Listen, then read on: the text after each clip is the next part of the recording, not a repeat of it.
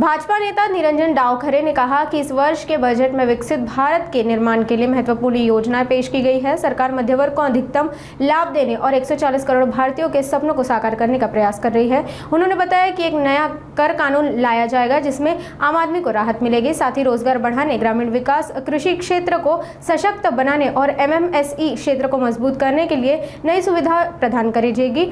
ये बयान उन्होंने भाजपा उत्तरायगढ़ द्वारा आयोजित प्रेस कॉन्फ्रेंस में दिया।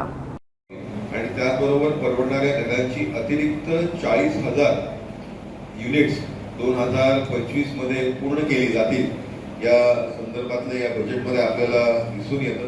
वैयक्तिक प्राप्तिकर सुधारण्याच्या संदर्भातलं आपल्या सगळ्यांना माहितीच आहे, कारण आपण सगळ्यांनी याच्यामध्ये खरंतर बरेचशा चर्चासत्रांमध्येही भाग घेतला असेल किंवा ऑनलाईन YouTube चॅनल्सच्या माध्यमानेही आपल्याला बरीचशी माहिती याच्यामध्ये भेटलीच आहे।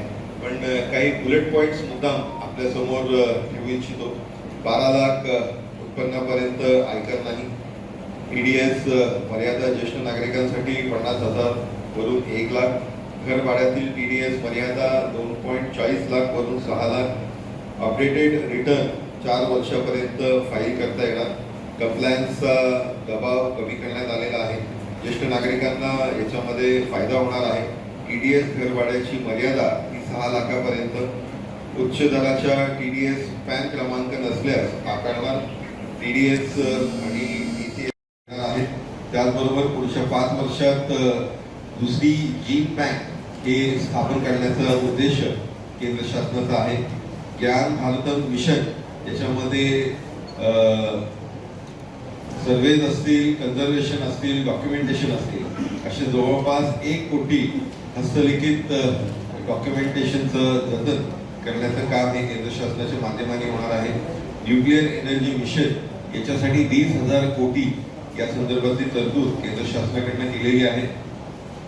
मेरिटाईम डेव्हलपमेंट फंडसाठी 25,000 कोटी आणि त्याचबरोबर आपल्या सगळ्यांच्या मनात जो सातत्याने प्रश्न असतो की महाराष्ट्रासाठी काय, तर मुंबई मेट्रो याच्यासाठी 1,255.6 कोटी, त्याचबरोबर पुणे मेट्रोसाठी 699.13 कोटी, MUTP साठी 511.48 कोटी, त्याचबरोबर MMR साठी एकात्मिक आणि हरित प्रवासी सुविधा याच्यासाठी 792.35 कोटी, Mumbai Ahmedabad high speed railway कॉरिडॉरसाठी 4,004.31 कोटी, सर्वसमावेशक विकासासाठी इकॉनॉमिक क्लस्टर याच्यासाठी 1,094.58 कोटी, महाराष्ट्र ग्रामीण जोड सुधार प्रकल्प याच्यासाठी 683.51 कोटी, महाराष्ट्र अॅग्रो बिझनेस नेटवर्क याच्यासाठी 596.57 कोटी, त्याचबरोबर नाग नदी सुधार प्रकल्प याच्यासाठी 295.64 कोटी, त्याचबरोबर मुळा मुठा नदी याच्या संवर्धनासाठी 229.94 कोटी, ऊर्जा कार्यक्षम उपसा सिंचन प्रकल्प पूर्वीचा कायदा हा जवळजवळ 1961 हा इन्कम टॅक्स ऍक्ट म्हणून त्याला ओळखलं जायचं आणि हा नवीन इन्कम टॅक्स ऍक्ट 2025 असं म्हणून ओळखला जाणार आहे। जुना जो कायदा आहे तो 880 पानाचा होता आणि आता जो नवीन कायदा आहे तो जवळपास 622 पानांचा होणार आहे आणि त्यात 298 सेक्शन आणि जुन्या कायद्यामध्ये 536 सेक्शन्स होते।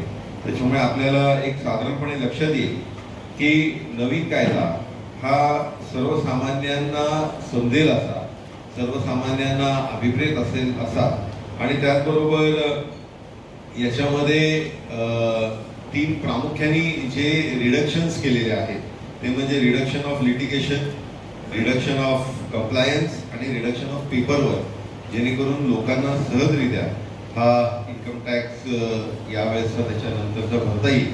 त्याचबरोबर याच्यामध्ये जे 6 क्षेत्रांना ज्याच्यामध्ये सुधारणा सुरू करण्याचा संकल्प हा केंद्र शासनाने हाती घेतलेला आहे, त्याच्यामध्ये एक आहे तो कर आहे, दुसरा आहे तो शहरी विकासाच्या संदर्भातला आहे, तिसरा आहे ते खाणकाम आहे, चौथा आहे वित्तीय क्षेत्र, 5वं वीज आणि 6वं हे नियमात सुधारणा आहे। याच्यामध्ये प्रामुख्याने केंद्र शासन ही सुधारणा पुढच्या काळामध्ये अधिकरित्या आणणार आहे. केंद्रीय अर्थमंत्री निर्मला सीतारामन यांनी मांडलेल्या या अर्थसंकल्पामध्ये जी आपली वित्तीय तूट 4.9% आहे ती 4.4 वर खाली आणण्याचा ध्येय सरकारने समोर ठेवला आहे.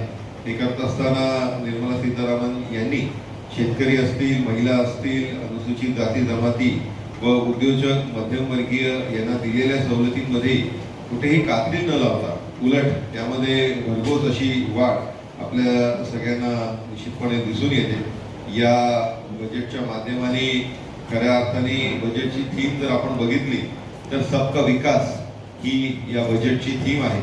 आणि याच्यामध्ये जे मूळ सिद्धांत आपण बघितले तर त्याच्यामध्ये मला व्यक्तिशः असं वाटतं की गरिबीपासून देशाची मुक्तता, त्याचबरोबर उत्तम शालेय शिक्षण विद्यार्थ्यांना भेटावं, स्वस्त आणि सर्वसुलभ आरोग्य व्यवस्था, त्याचबरोबर कुशल कामगार आणि सार्थक रोजगार आणि त्याचबरोबर महिलांचा जे आर्थिक क्षेत्रामध्ये सहभाग आहे तो मोठ्या प्रमाणात वाढावा या संदर्भातलं उद्देश हे केंद्र शासनाने डोळ्यासमोर ठेवलं असं मला वाटतं.